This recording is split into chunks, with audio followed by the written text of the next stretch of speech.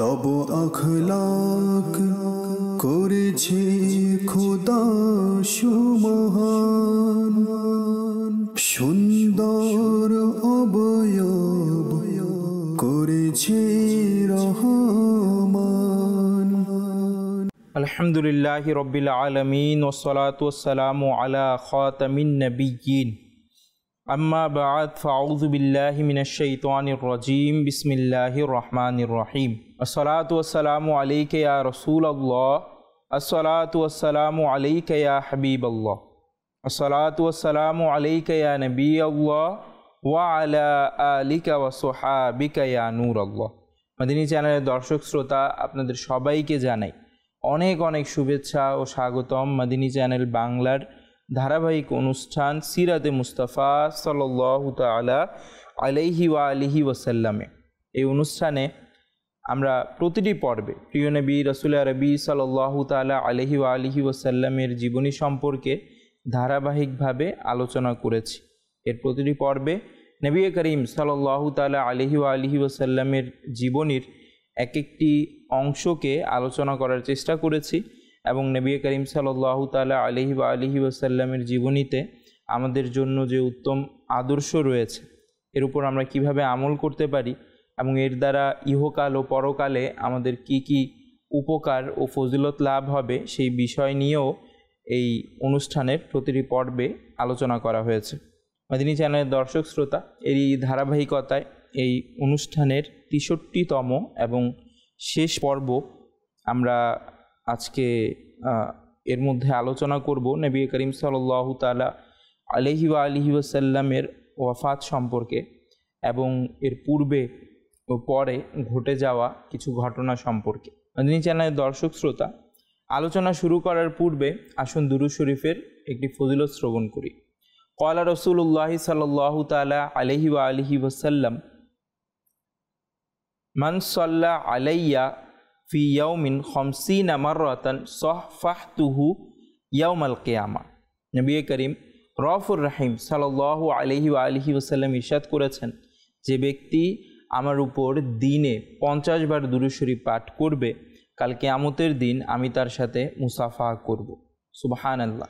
জি মাদিনী চ্যানেলের দর্শক শ্রোতা, আমরাও যদি কাল কিয়ামতের সেই বিভীষিকাময় সময় নবী করিম সাল্লাল্লাহু তাআলা আলাইহি ওয়া আলিহি ওয়াসাল্লামের সান্নিধ্য অর্জন করতে চাই, নবী করিম সাল্লাল্লাহু তাআলা আলাইহি ওয়া আলিহি ওয়াসাল্লামের সাথে মুসাফা করতে চাই, তাহলে আমাদেরকে এই সহজ আমলটি করতে হবে, আর তা হচ্ছে দুরূদ শরীফ পাঠ করা। আল্লাহ তাআলা আমাদেরকে তৌফিক দান করুন। সাল্লু আলাল হাবিব সাল্লাল্লাহু তাআলা আলা মুহাম্মদ সাল্লাল্লাহু আলাইহি ওয়া আলিহি ওয়াসাল্লাম। মাদিনী চ্যানেলের দর্শক শ্রোতা, আপনারা দেখছেন সিরাতে মুস্তাফা সাল্লাল্লাহু আলাইহি ওয়া আলিহি ওয়াসাল্লাম।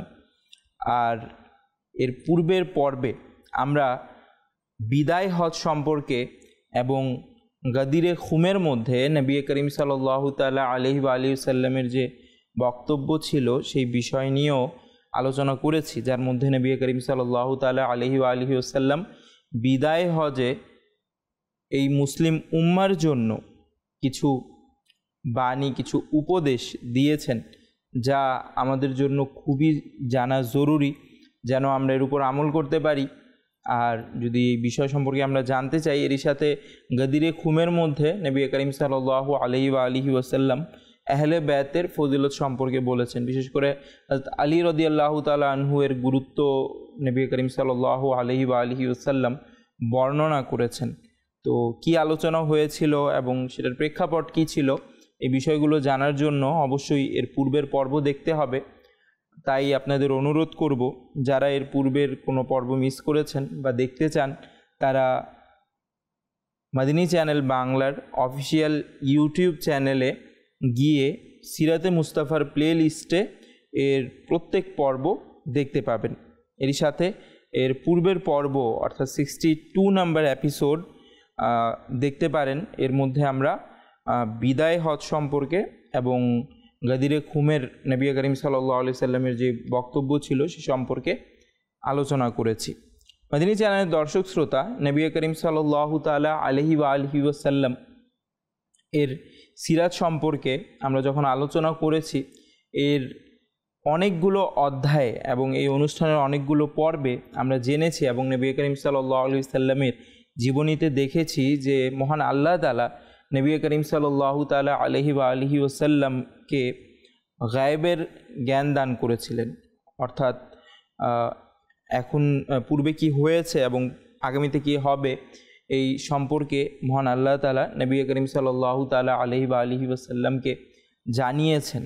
এবং অনেক ক্ষেত্রে দেখা গেছে যে নবী করিম সাল্লাল্লাহু আলাইহি ওয়াসাল্লাম কয়েক মাইল দূরে কিংবা অনেক বেশি দূরে অবস্থান করছেন, কিন্তু কয়েক মাইল দূরে কি ঘটছে সেখানের খবর নবী করিম সাল্লাল্লাহু আলাইহি ওয়াসাল্লাম সাহাবায়ে কেরামদের জানিয়ে দিয়েছেন, কিংবা সাহাবায়ে কেরামরা কয়েক মাইল সফর করার পর বা এক জায়গায় যাওয়ার পর কি দেখতে পাবে, তাদের সাথে কি ঘটবে, সেই বিষয়গুলো সম্পর্কেও নবী করিম সাল্লাল্লাহু আলাইহি ওয়াসাল্লাম জানিয়েছেন, যা সিরাতের কিতাবে এবং সিহায়ে সিত্তার যে হাদিস গ্রন্থগুলো রয়েছে সেগুলো থেকে প্রতীয়মান হয় এবং আমরা এই অনুষ্ঠানের পর্বগুলোতেও আলোচনা করেছি। মাদিনী চ্যানেলের দর্শক শ্রোতা, নবী করিম সাল্লাল্লাহু তাআলা আলাইহি ওয়াসাল্লাম এর জাহিরি ওয়াফাতের সময়, অর্থাৎ এই প্রকাশ্য জগৎ থেকে যখন নবী করিম সাল্লাল্লাহু তাআলা আলাইহি ওয়াসাল্লাম ইন্তেকাল করবেন, এর পূর্বেও নবী করিম সাল্লাল্লাহু তাআলা আলাইহি ওয়াসাল্লাম নিজের ইন্তেকালের সময়, জাহিরি ওয়াফাতের সময়, প্রকাশ্য ওয়াফাতের সময় সম্পর্কে নবী করিম সাল্লাল্লাহু আলাইহি ওয়াসাল্লাম জানতেন, যা নবী করিম সাল্লাল্লাহু আলাইহি ওয়াসাল্লামের বিভিন্ন বক্তব্যে এবং অন্যান্য ঘটনা দ্বারাও প্রকাশ পায়। যেমন বিদায় হজের ভাষণে কিছুটা নবী করিম সাল্লাল্লাহু আলাইহি ওয়াসাল্লাম এভাবে বলেছেন যে সম্ভবত এরপর আমি তোমাদের সাথে হজ করতে পারবো না। তো এভাবে করে নবী করিম সাল্লাল্লাহু আলাইহি ওয়াসাল্লাম এই বিষয়টা জানিয়েছেন। তারপর গাদিরে খুমের মধ্যেও কিছুটা এরূপ বাক্য নবী করিম সাল্লাল্লাহু আলাইহি ওয়াসাল্লাম বলেছিলেন। আর এই দুটি বাক্যের মধ্যেই নবী করিম সাল্লাল্লাহু আলাইহি ওয়াসাল্লাম লা আল্লাহ শব্দ, আরবি শব্দ ব্যবহার করেছেন। এর অর্থ হয় সম্ভবত। তো সম্ভাব্য বিষয় প্রকাশ করার জন্য এই শব্দটি ব্যবহার করা হয়। কিন্তু পরবর্তীতে যখন নবী করিম সাল্লাল্লাহু তাআলা আলাইহি ওয়াসাল্লাম বিদায় হজ থেকে মদিনা শরীফে ফিরে আসলেন, তখন নবী করিম সাল্লাল্লাহু তাআলা আলাইহি ওয়াসাল্লাম নিজের ওয়াফাত সম্পর্কে নিশ্চিতভাবেই জানিয়েছিলেন। এই জাতীয় অনেকগুলো ঘটনাও বিভিন্ন হাদিস গ্রন্থে, সিরাতের গ্রন্থে পাওয়া যায়। যেমন বুখারী শরীফে হযরত উকবা বিন আমির রাদিয়াল্লাহু তাআলা আনহু থেকে বর্ণিত, একদিন প্রিয় নবী সাল্লাল্লাহু তাআলা আলাইহি ওয়াসাল্লাম ঘর থেকে বাইরে তাশরিফ নিয়ে গেলেন এবং উহুদের শহীদদের কবরে এমনভাবে নামাজ পড়লেন যেমন মৃত ব্যক্তির নামাজ পড়া হয়। অতঃপর ফিরে মিম্বারে উপবিষ্ট হলেন এবং ইরশাদ করলেন, আমি তোমাদের মধ্যে সর্বাগ্রে ওয়াফাত গ্রহণকারী এবং তোমাদের সাক্ষ্য এবং আল্লাহর শপথ, আমি এই মুহূর্তে আমার হাউসকে দেখছি। মাদিনী চ্যানেলের দর্শক শ্রোতা, এই হাদিসের মধ্যে নবী করিম সাল্লাল্লাহু আলাইহি ওয়াসাল্লাম একটি বাক্য ইরশাদ করেছেন, ইন্নী ফরাতুল লাকুম, অর্থাৎ আমি তোমাদের পূর্বেই ওয়াফাত লাভ করে যাচ্ছি যেন সেখানে গিয়ে তোমাদের জন্য হাউজে কাউসারের ব্যবস্থা করতে পারি। এই ঘটনার মধ্যেও নবী করিম সাল্লাল্লাহু তাআলা আলাইহি ওয়াসাল্লাম নিশ্চিতভাবেই নিজের ইন্তেকালের ব্যাপারে, জাহিরি ওয়াফাতের ব্যাপারে সংবাদ দিচ্ছিলেন। এবং আরও একটি ঘটনার মধ্যেও দেখা যায় যে নবী করিম সাল্লাল্লাহু আলাইহি ওয়াসাল্লাম হযরত ফাতেমাতুজ জাহরা রাদিয়াল্লাহু তাআলা আনহুকে নিজের মৃত্যুর সম্পর্কে নিশ্চিতভাবেই জানাচ্ছেন, নিজের ওয়াফাত সম্পর্কে নিশ্চিতভাবেই জানাচ্ছেন। বুখারী শরীফের হাদিসে রয়েছে যে নবী করিম সাল্লাল্লাহু তাআলা আলাইহি ওয়াসাল্লাম যখন নিজের ওয়াফাতের অসুস্থতায় ছিলেন, তো হযরত ফাতেমা রাদিয়াল্লাহু তাআলা আনহাকে নবী করিম সাল্লাল্লাহু আলাইহি ওয়াসাল্লাম ডাকলেন এবং ডেকে হযরত ফাতেমাতু জাহরা রাদিয়াল্লাহু তাআলা আনহা এর কানে কানে নবী করিম সাল্লাল্লাহু আলাইহি ওয়াসাল্লাম চুপি চুপি কিছু বললেন। তো হযরত ফাতেমা রাদিয়াল্লাহু তাআলা আনহা কান্না করে দিলেন। তারপর নবী করিম সাল্লাল্লাহু আলাইহি ওয়াসাল্লাম হযরত ফাতেমা রাদিয়াল্লাহু তাআলা আনহায়ের কানে কানে আরও কিছু বললেন, যা শুনে হযরত ফাতেমা রাদিয়াল্লাহু তাআলা আনহা হেসে দিলেন। উম্মাহাতুল মুমিনিন রাদিয়াল্লাহু তাআলা আনহুন্না রা হযরত ফাতেমা রাদিয়াল্লাহু তাআলা আনহাকে জিজ্ঞাসা করলেন যে এর কারণ কি, যে প্রথমে আপনি কান্না করলেন এবং পরবর্তীতে হাসলেন, বা নবী করিম সাল্লাল্লাহু আলাইহি ওয়া আলিহি ওয়াসাল্লাম আপনাকে কি বলেছেন। তো তিনি রাদিয়াল্লাহু তাআলা আনহা তাদেরকে বললেন যে নবী করিম সাল্লাল্লাহু আলাইহি ওয়া আলিহি ওয়াসাল্লাম আমাকে ইরশাদ করলেন যে নবী করিম সাল্লাল্লাহু আলাইহি ওয়া আলিহি ওয়াসাল্লাম এই অসুস্থতায় ওয়াফাত গ্রহণ করবেন। আর তারপর আমি এই কথা শুনে কান্নায় ভেঙে পড়লাম। তারপর নবী করিম সাল্লাল্লাহু তাআলা আলাইহি ওয়া আলিহি ওয়াসাল্লাম আমার কানে কানে বললেন যে আমার পর, অর্থাৎ নবী করিম সাল্লাল্লাহু আলাইহি ওয়া আলিহি ওয়াসাল্লামের পর সর্বপ্রথম হযরত ফাতেমাতুজ জাহরা রাদিয়াল্লাহু তাআলা আনহা ওয়াফাত লাভ করবেন। তো এটা শুনে হযরত ফাতেমা রাদিয়াল্লাহু তাআলা আনহা হেসে দিলেন। এটি বুখারী শরীফের হাদিস। তো এই হাদিসের মাধ্যমেও স্পষ্টভাবে আমরা জানতে পারি, বুঝতে পারি যে নবী করিম সাল্লাল্লাহু আলাইহি ওয়া আলিহি ওয়াসাল্লাম নিশ্চিতভাবেই নিজের মৃত্যুর সংবাদ, নিজের জাহিরি ওয়াফাতের সংবাদ, নিজের ইন্তেকালের সংবাদ হযরত ফাতেমাতুজ জাহরা রাদিয়াল্লাহু তাআলা আনহাকে জানিয়ে দিয়েছিলেন। মাদানী জানায় দর্শক শ্রোতা, এই সময় ছিল হিজরতের 11 বছর, 11 হিজরি ছিল এটা। তো এর মধ্যে জাইশুল উসামাও হয়, যেটার মধ্যে উসামা রাদিয়াল্লাহু তাআলা আনহুকে নবী করিম সাল্লাল্লাহু তাআলা আলাইহি ওয়া আলিহি ওয়াসাল্লাম উসামা বিন যায়েদ রাদিয়াল্লাহু তাআলা আনহুকে নবী করিম সাল্লাল্লাহু আলাইহি ওয়াসাল্লাম একটি সৈন্য দলের দায়িত্ব দিয়ে একটি স্থানে পাঠান যুদ্ধের জন্য। তো সেই জায়গায় যাওয়ার কথা ছিল হচ্ছে সোমবারে।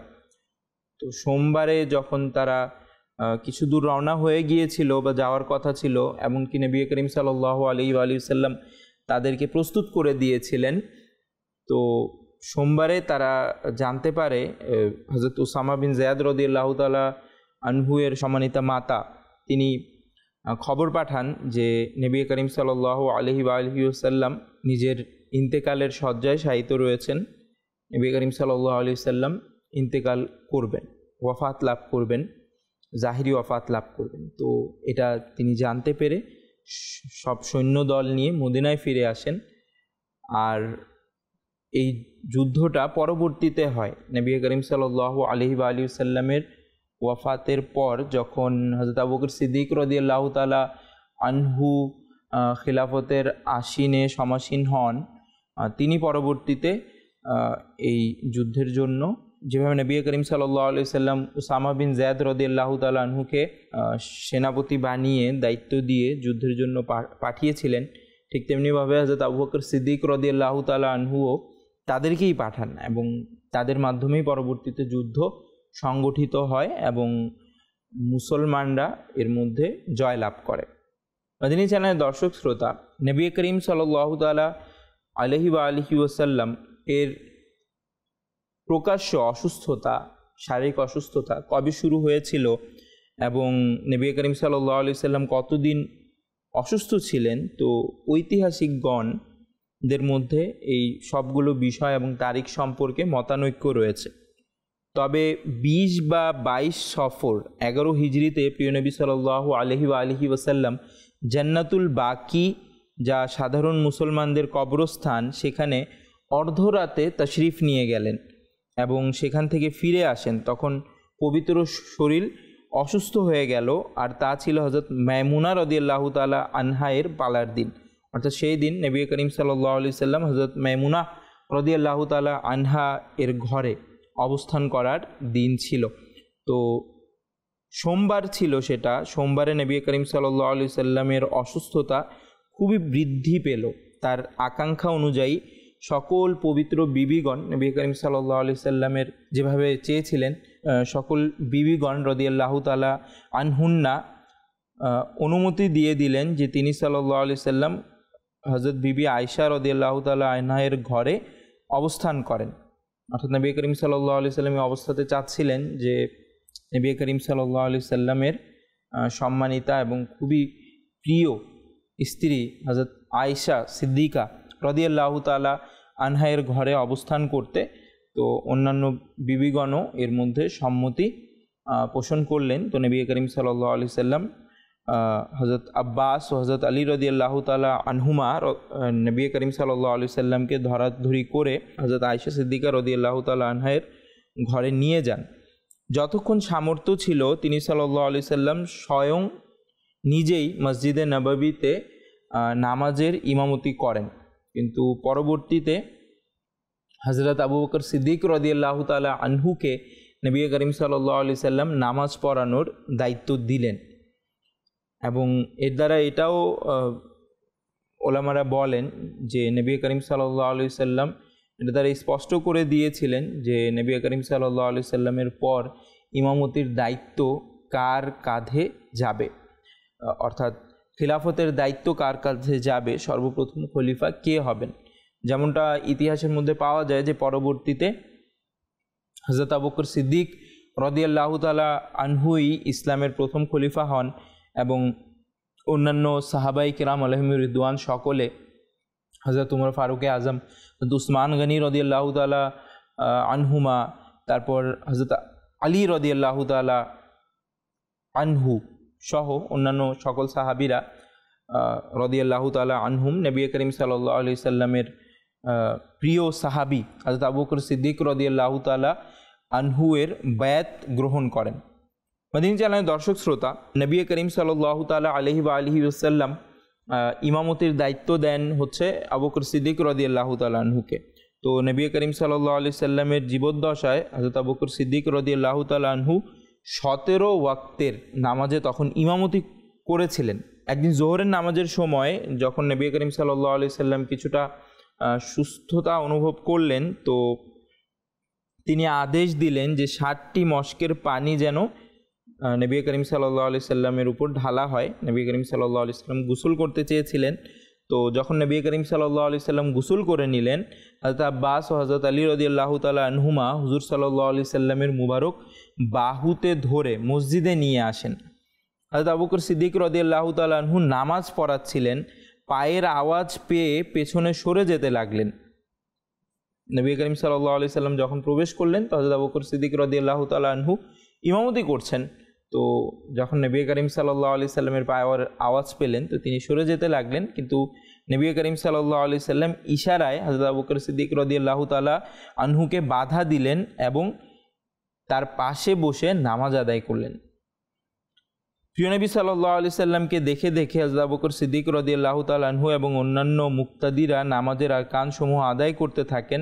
নামাজের পর প্রিয় নবী রাসূলুল্লাহ নবী সাল্লাল্লাহু আলাইহি সাল্লাম একটি খুতবাও দিলেন, যাতে অসংখ্য উপদেশ দিলেন, ওসিয়ত করলেন এবং ইসলামী বিধান সম্পর্কে বর্ণনা করলেন।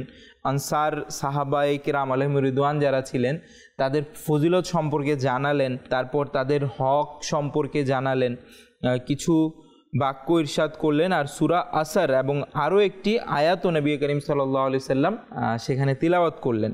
নবী করিম সাল্লাল্লাহু আলাইহি সাল্লামের ঘরে 7 দিনার রাখা ছিল। তো নবী করিম সাল্লাল্লাহু আলাইহি সাল্লাম হযরত আয়েশা সিদ্দিকা রাদিয়াল্লাহু তাআলা আনহাকে আদেশ দিলেন যেন সেই 7টা দিনার নিয়ে আসা হয় এবং নবী করিম সাল্লাল্লাহু আলাইহি সাল্লাম পরবর্তীতে সেই 7 দিনার সাদকা করার ব্যবস্থা করলেন। তো নবী করিম সাল্লাল্লাহু আলাইহি সাল্লাম যখন এই প্রকাশ্য দুনিয়া থেকে জাহিরি ওফাত লাভ করেন, তখন নবী করিম সাল্লাল্লাহু আলাইহি সাল্লামের ঘরে কোনো রকম স্বর্ণ বা রৌপ্য কোনো সম্পত্তি নবী করিম সাল্লাল্লাহু আলাইহি সাল্লামের অধীনে ছিল না। নবী করিম সাল্লাল্লাহু তাআলা আলাইহি ওয়া আলিহি ওয়াসাল্লামের কম বেশি অসুস্থতা হতে থাকে, বিশেষ করে ওয়াফাতের দিন অর্থাৎ সোমবারের দিনে নবী করিম সাল্লাল্লাহু আলাইহি সাল্লামের শরীর সুস্থ ছিল। তো নবী করিম সাল্লাল্লাহু তাআলা আলাইহি ওয়া আলিহি ওয়াসাল্লামের যে ওয়াফাতের আগের বিষয়গুলো ছিল এবং ওয়াফাতের দিনগুলো ছিল, অবস্থাগুলো ছিল, এটা কিছুটা এমনই ছিল। এই দিনটা অর্থাৎ সোমবার দিনটা হচ্ছে নবী করিম সাল্লাল্লাহু আলাইহি সাল্লামের জাহিরি ওয়াফাতের দিন। মদিনী চ্যানেলের দর্শক শ্রোতা, নবী করিম সাল্লাল্লাহু আলাইহি সাল্লামের জাহিরি ওয়াফাতের কিছুক্ষণ পূর্বে হযরত আয়েশা সিদ্দিকা রাদিয়াল্লাহু তাআলা আনহায়ের ভাই আব্দুর রহমান বিন আবু বকর রাদিয়াল্লাহু তাআলা আনহু তাজা মিসওয়াক হাতে নিয়ে উপস্থিত হলেন। হুজুর নূর সাল্লাল্লাহু আলাইহি সাল্লাম তার দিকে বারবার তাকাচ্ছিলেন। হযরত আয়েশা সিদ্দিকা রাদিয়াল্লাহু তাআলা আনহা বুঝে গেলেন যে নবী করিম সাল্লাল্লাহু আলাইহি সাল্লাম মিসওয়াক করার ইচ্ছা পোষণ করছেন। এর দ্বারা এটাও বোঝা যায় যে মিসওয়াকের কতটুকু গুরুত্ব। তিনি সাথে সাথেই মিসওয়াক নিয়ে নিজের দাঁত দিয়ে নরম করলেন এবং নবী করিম সাল্লাল্লাহু আলাইহি সাল্লামের হাত মুবারকে দিয়ে দিলেন। প্রিয় নবী সাল্লাল্লাহু আলাইহি সাল্লাম মিসওয়াক করলেন। বিকালবেলা ছিল, মুবারক বুকে নিঃশ্বাসের গড় গড় আওয়াজ অনুভব হতে লাগলো। এমন সময় মুবারক ঠোঁট নড়ল। তখন লোকেরা এই বাক্যটি শুনল, আসসালাতু ওয়ামা মালাকাত আইমানুকুম, নামাজ এবং বাদী ও গুলামদের খেয়াল রেখো। পাশেই পানির একটি পাত্র ছিল, তাতে বারবার হাত দিতেন এবং মুবারক চেহারায় মালিশ করতেন আর কালিমা পাঠ করতেন। চাদর মুবারক কখনো মুখের উপর দিতেন, কখনো সরিয়ে দিতেন। হযরত বিবি আয়েশা রাদিয়াল্লাহু তাআলা আনহা মাথা মুবারককে নিজের বুকের সাথে লাগিয়ে বসেছিলেন। এমন সময় প্রিয় নবী সাল্লাল্লাহু আলাইহি ওয়াসাল্লাম হাত উঠিয়ে আঙুল দ্বারা ইঙ্গিত করলেন এবং তিনবার ইরশাদ করলেন, বালির রফিকুল আলা, এখন কেউ নেই, বরং তিনি বড় বন্ধু চাই। এই বাক্যটি পবিত্র মুখে ছিল। হঠাৎ হাত মুবারক ঝুলে পড়ল এবং চোখ ছাদের দিকে খোলাই রয়ে গেল। আর প্রিয় নবী সাল্লাল্লাহু আলাইহি সাল্লামের পবিত্র রূহ মহিমান্বিত জগতে পৌঁছে গেল। ইন্না লিল্লাহি ওয়া ইন্না ইলাইহি রাজিউন। আল্লাহুম্মা সাল্লি ওয়া সাল্লিম ওয়া বারিক আলা সাইয়্যিদিনা মুহাম্মাদিন ওয়া আলিহি ওয়া আসহাবিহি আজমাইন। জিমাদিনী জানায় দর্শক শ্রোতা, নবী করিম সাল্লাল্লাহু তাআলা আলাইহি ওয়াসাল্লামের জাহিরি ওয়াফাত হলো। নবী করিম সাল্লাল্লাহু তাআলা আলাইহি ওয়াসাল্লাম নিজের জীবদ্দশায় আমাদের জন্য উত্তম আদর্শ রেখে গিয়েছেন এবং আল্লাহ তাআলার আহকাম পরিপূর্ণরূপে আমাদের কাছে পৌঁছে গিয়েছেন। আমাদের উচিত উম্মতে মুসলিমা হিসেবে, নবী করিম সাল্লাল্লাহু আলাইহি সাল্লামের উম্মত হিসেবে কুরআনে দেয়া আদেশ অনুসরণ করা, নবী করিম সাল্লাল্লাহু আলাইহি সাল্লামের উত্তম আদর্শ ফলো করা এবং নিজেদের জীবনযাপন নবী করিম সাল্লাল্লাহু আলাইহি ওয়াসাল্লামের দেখানো পথে সজ্জিত করা। আল্লাহ তাআলা আমাদের তৌফিক দান করুক। মদিনী জানায় দর্শক শ্রোতা, এই অনুষ্ঠানের শেষ পর্ব এটাই। নবী করিম সাল্লাল্লাহু তাআলা আলাইহি ওয়াসাল্লাম নিজের 63 বছর জীবন দুনিয়াতে গ্রহণ করেছিলেন। আল্লাহ তাআলা এই অনুষ্ঠান থেকে আমরা যা শিখেছি, যা শুনেছি, এর মাধ্যমে নবী করিম সাল্লাল্লাহু আলাইহি সাল্লামের প্রতি ভালোবাসা আমাদের অন্তরে আরও বাড়িয়ে দিক এবং আমরা যেন নবী করিম সাল্লাল্লাহু আলাইহি সাল্লামের ভালোবাসা এবং সঠিক সিরাত জেনে যেন নিজেদের জীবনেও ধারণ করতে পারি। আল্লাহ তাআলা আমাদেরকে সেই তৌফিক দান করুন। আমিন। বিজাহিন নবীল আমিন সাল্লাল্লাহু তাআলা আলাইহি ওয়াসাল্লাম। সুস্থ থাকবেন, মদিনী চ্যানেল দেখতে থাকবেন। সাল্লু আলাল হাবিব সাল্লাল্লাহু তাআলা আলা মুহাম্মদ সাল্লাল্লাহু আলাইহি ওয়াসাল্লাম। তব আখলাক করেছে খোদা সুমহান, সুন্দর অবয়ব করেছে